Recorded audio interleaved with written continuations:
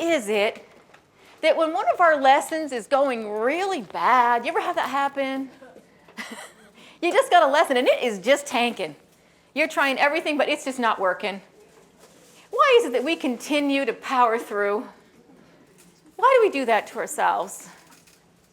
Because we got to stay with our timeline, right? We got to stick to our pacing guide, because if we don't get to page 25 on Friday by 2:05 when the moon is full, the curriculum police are going to come and find us. All right? But what we should be doing is looking at that audience and going, this is just not going well. And I stop my entire class and say, I don't say this isn't going well. I just say, guys, let's redirect ourselves for just a second. All right, let's all stand up for a second. I got a little thing to show you, and I might put on some cosmic yoga or something silly just to get us kind of turned around.